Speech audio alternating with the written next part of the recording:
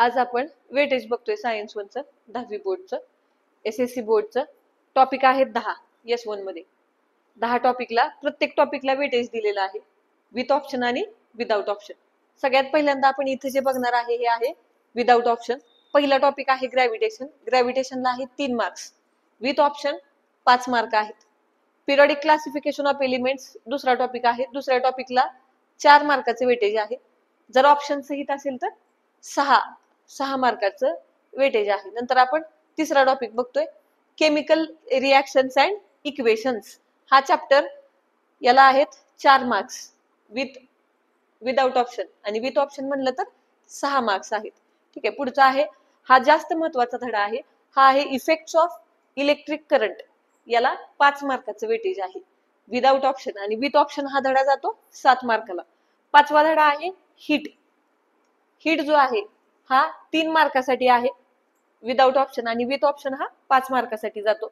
पुढचा जो धडा आहे तो सुद्धा महत्त्वाचा आहे रिफ्लेक्शन ऑफ लाईट। हा पण महत्त्वाचा आहे।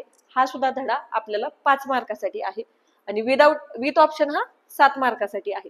त्याच्या पुढचा आहे लेन्सेस 7वा चॅप्टर। 7व्या धड्याला लेन्सेसला वेटेज आहे 4 मार्काचं आणि विथ ऑप्शन हा जातो 6 मार्काला। पुढचा धडा आहे मेटलर्जीचा 8वा। मेटलर्जी सुद्धा 4 मार्कासाठी आहे आणि विथ ऑप्शन हा धडा जातो 6 मार्काला।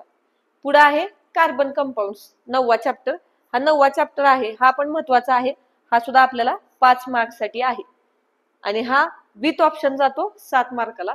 त्यानंतर सगळ्यात शेवटचा S1चा 10वा जो टॉपिक आहे हा तसा विशेष महत्त्वाचा आहे स्पेस मिशन्स।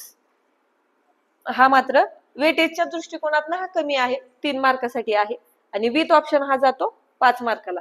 आता वेटेज बघितल्यानंतर आपल्या लक्षात आलं असेल की 3 चॅप्टर्स जे आहेत हे अतिशय महत्त्वाचे आहेत। ते कुठले कुठले आहेत? 3 जे खूपच जास्त महत्त्वाचे आहेत किंवा IMP आहेत ते एक तर हा आहे इफेक्ट्स ऑफ इलेक्ट्रिक करंट, त्यानंतर रिफ्लेक्शन ऑफ लाईट आणि कार्बन कंपाऊंड्स।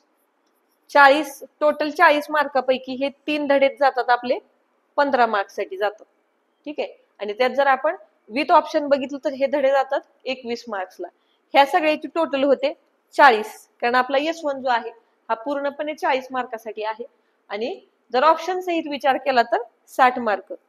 ठीक आहे, त्यातले त्यात जे IMP आहेत हे जर टॉपिक्स तुम्ही खूप चांगले केले तर ह्यातनच तुम्हाला 21 मार्क्स मिळू शकतात।